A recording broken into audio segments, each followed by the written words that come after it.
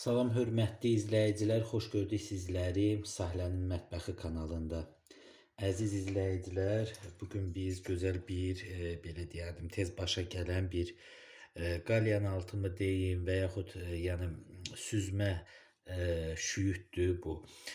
Yəni bir çox insanlar belə deyəlim süzməni çox sevir. Araq içkiləri ilə və digər yeməklərlə süzməni yeyirlər.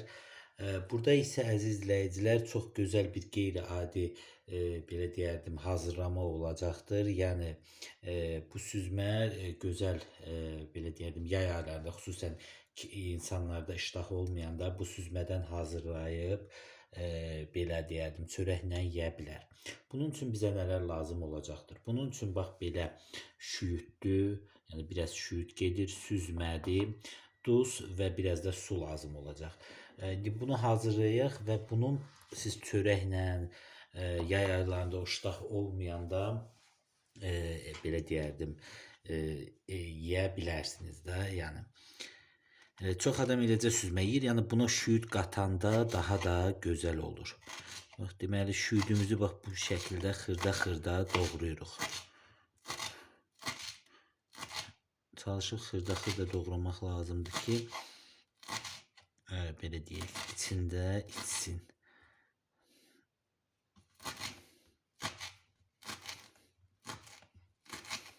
Baxın belə.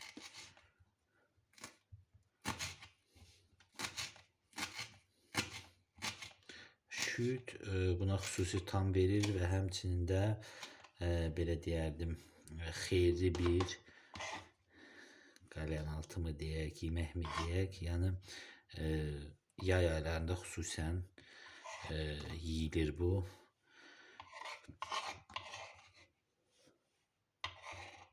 Bax belə.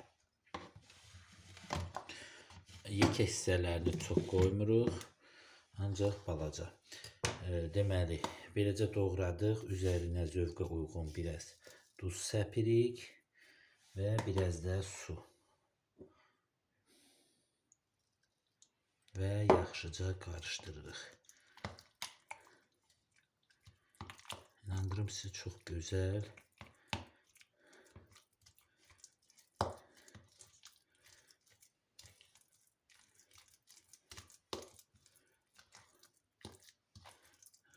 Biraz suyundan biraz da əlavə edirik. Süzmə.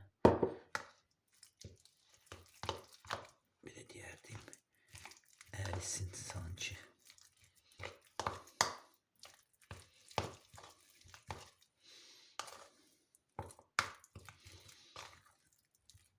Gördüğünüz necə gözəl alınır. Biraz qatıdır, biraz da su əlavə edəcək.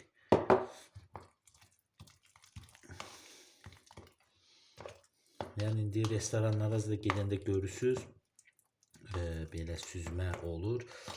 Ancaq bu bizimki çox qeyri-adi, yəni ki, şüyüddü zadda olur. Baxın belə. Gördünüz əziz izləyicilər. Beləcə hazırlayın və yay aylarında çörəyin üzərinə yaxıb çörək batırıb və digər kabab yeməklərindən yeyə bilərsiniz. Bax belə əziz izləyicilər, hər kəsə təşəkkürlər. Kanalımıza abunə olun, videomuza da like qoyun. Sağ olun, salamat qalın.